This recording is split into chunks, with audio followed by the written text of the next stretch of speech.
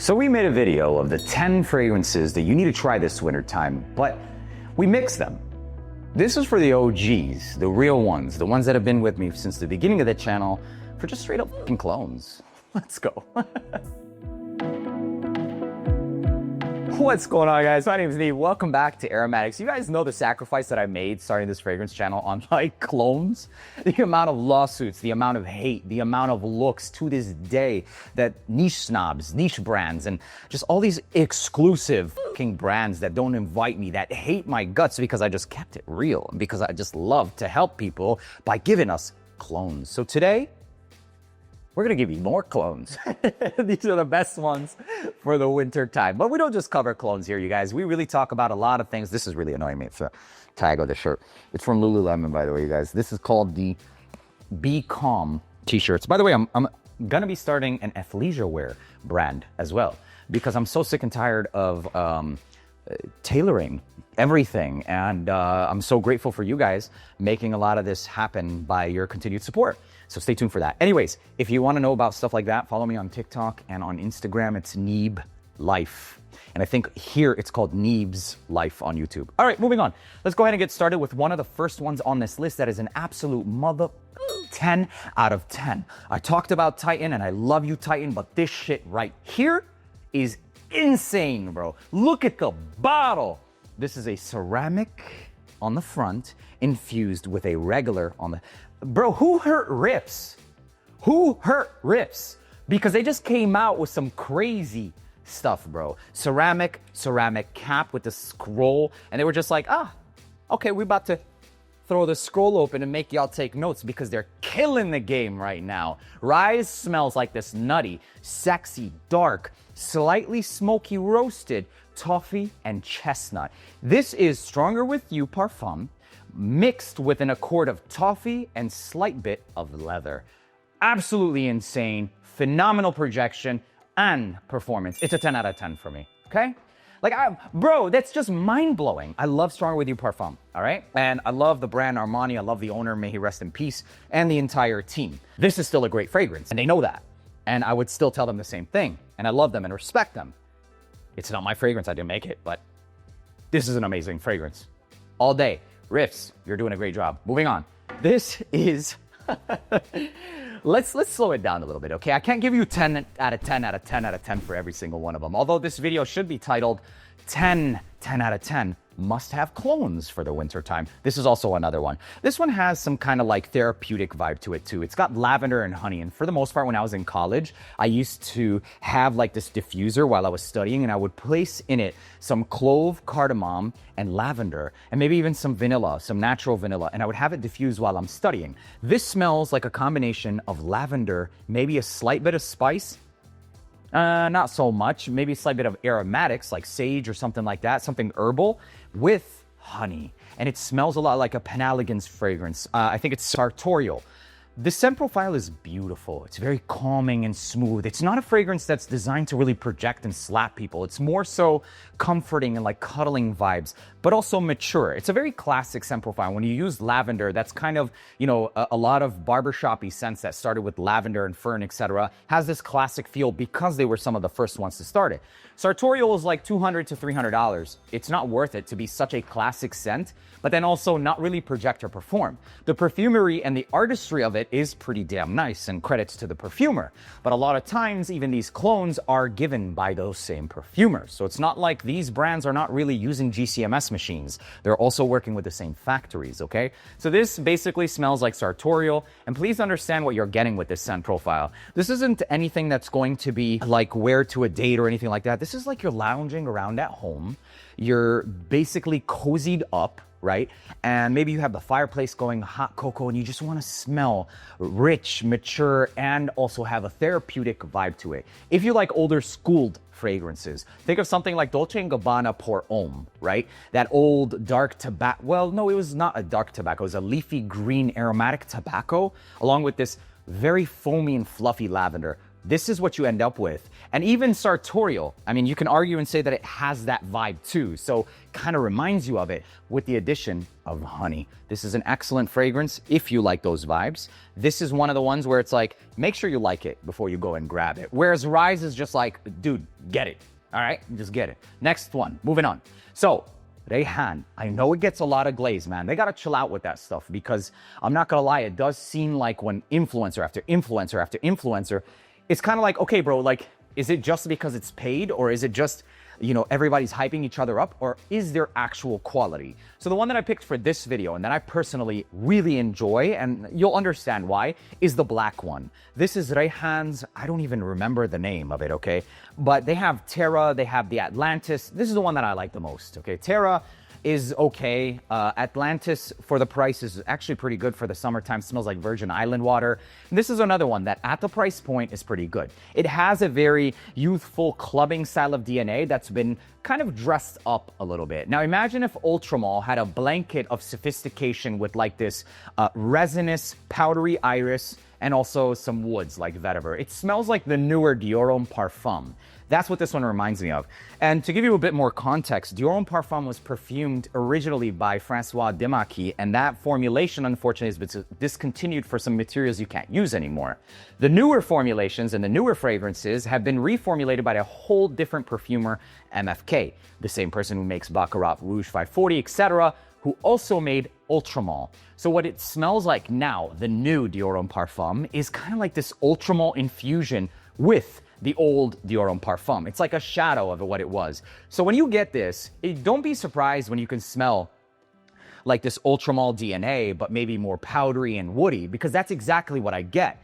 With that being said, that's a great ass fragrance. It's not ass. People are gonna say, oh, so it's an ass fragrance? No, it's not. But at the price point, this smells really damn good. Polished, clubbing worthy, but also refined and powdery as well. So is the hype real about this one? I don't think there is much hype going on with this one, but this is one of the ones that I like the most. Performance for this one was about 6.5 to 7.5 hours. And for the right price, I think for around $40, 40, 50 bucks, it's a really damn good fragrance. Speaking of one that I personally love, and the Khandlaj Titan, I will be real, man. Khandlaj Titan had some competition with Rise. Rise is just a fucking banger, bro. But this one remains dethroned. It just remains dethroned. Titan is still good. If you're grabbing Titan, go for it, bro. It's still really good. It's actually less polarizing because it's not as like projecting as this one. For some people, especially if you're going to school and office, that actually might still be better. If you're under like 20, I still recommend you get Titan over Rise because Rise is just like, it's gonna punch people, and you don't want to be doing that in class. This one is called Zayaan Gold. I love this fragrance. It has lavender, honey, tonka bean, and plum. It's supposed to be a twist on Le Male Elixir Absolu. And Le Male Elixir Absolu was a fragrance that came out that I felt was very redundant. It just took Le Male Elixir, the honey and tonka bean, and it added one note, okay? And for the price difference of $150, if you bought it for $100 initially, you have to buy another one for $100. It's kind of just like, really, bro, for one accord? Whereas this one adds that accord, but also adds this buttery iris. It's not exactly the same. I actually like this one more. It's not always the case, but this one, in my opinion, is better than Le Male Elixir Absolu, period. Longevity for this one is no less than 7 hours, which is also another plus. And I didn't really have to let this one mature. It did good right out of the box. It's called Zayaan Gold by Khandlaj. One of the best ones right now. Oh, but they also have Shiaka Snow. It's a good freshie you can wear all year round. Stay tuned. A few minutes later. So let's say you've got the blues during the winter time and you really just want to have this fresh vibe, but you need something to cut through the cold. You need something that's a bit more trendy. You need something like Chanel Bleu L'Exclusif, their Middle Eastern blue fragrance, but you don't have the $250 for a little ass bottle. You end up with Drift, also by Rayhaan. Wallah al-Azim, this is not a sponsored video by Riffs. This is simply a video list of quality ass new fragrances. So if you want to smell like that, this is the closest thing to it. Now, important to note, Chanel has a lot of fixatives, which does give it its certain quality. And they have a lot of what's called captives, which are special formulas that really cannot be mimicked. They're one of the most exclusive brands when it comes to the way their fragrances smell. And for the most part, they have this musk accord, which is very consistent throughout their fragrance. That's really close to a recreation of the original actual animalistic musk. Surprisingly enough, this one gets pretty close to that. However, it'll never be exactly the same. Usually when captives are used, you'll never get exactly the same. The one thing that this one is missing is this piney, I want to say like a raunch that Bleu Exclusive does get from the benzoin and some of those resins as well. It seems like they might have added a bit more ambroxan or some kind of just very mineralic style of green to their pine accords in the L'Exclusive. But for what it's doing, it's absolutely close, and it definitely does give you the similar idea. I don't really agree with the bottle color though, indicative of like, or indicating the scent profile, because this is a lot much more of a deeper rich blue. When I look at this color, I would think something more tropical fresh. I don't know, what do you guys think? Let me know in the comments. For Drift Riffs, would you say that this looks more like a freshie, or is it pretty good? I mean, yeah. I think it should have been a little bit darker, but still a damn good fragrance, okay? And for two to make it on one list from the same brand is pretty damn good. Moving on to a fragrance that's not that new. However, there is a twist to it that was enough to sell for $250 more. Raspberry and rose, added to Angel Share. Angel Share has this very boozy, syrupy apple cognac pie. And then they came out with a flanker that added this wooden cap that was an addition of some raspberry ketones, some rose, and made this fragrance a lot more of a delicate, lighter, diffusive, although a lighter scent profile, still very long lasting. The way that it was perfumed is actually pretty impressive. When they can create a fragrance that's relatively light, but still long-lasting and projecting, you know you have a lot of quality ingredients. You know you have a lot of mastery in the perfumery. Because then another fragrance comes out that does the scent profile, but it's not as diffusive. It is, however, thicker, denser, and longer lasting, but it just doesn't have the same delicacy. But for the masses that don't really perfume, they don't really care. They don't know the difference. They're just gonna sense that delicacy and the more diffusive as like, it's not as strong. This one, it's going to be perceived and received as a stronger fragrance. It's just richer, it's denser, and it's stronger. It has a stronger note of raspberry, a stronger note of a rose, and it smells like Angel Share. What is it? Paradis. Paradis. That's the one with the orange cap. There is a bit more of a shift in focus in the scent profile towards the oak barrel. There's more, well, I think it was oak barrel absolute in the original fragrance as well. It does seem a bit woodier, less syrupy. But like I said, man, if you are into perfumery with nuances like that, to appreciate it, you really have to be into like niche, or you really have to be into perfumery. But for the masses that just want that scent profile, they will perceive this as a better fragrance. They will perceive this as a stronger fragrance. Whereas the reality of it is that they may both be equally long lasting, but the behavior and the molecular structure, like the weight and the way that it diffuses, are completely different. A lighter diffusive, more perceived as, you know, delicate, and a richer, still diffusive and perceived as just richer. It is what it is. This is called Sharaf Divine by Zimaya. It is a 10 out of 10. This is an amazing fragrance, and it's the best one. It's the best Angel Share Paradis. A couple brands tried it. It's the best one. I don't even think I covered the other ones because they're good, but it's so redundant. This is one of the ones where you can actually sense it. Let me know down in the comment section if we should make an Angel Share Paradis clone war. And if so, give me a few recommendations. Yes, Need, make it, and here are the ones you should include. Moving on. But I'm telling you right now, I mean, it's not necessarily the closest, but it's stronger. For most people, it'll be better. Moving on. This next fragrance I've been talking about for such a long time, and right now is the best season. I kind of gave it a break because they chose to release this in a time where it was a little bit warmer. It's called Xena's Nocturne. This smells like Initio's Narcotic Delight, but stronger.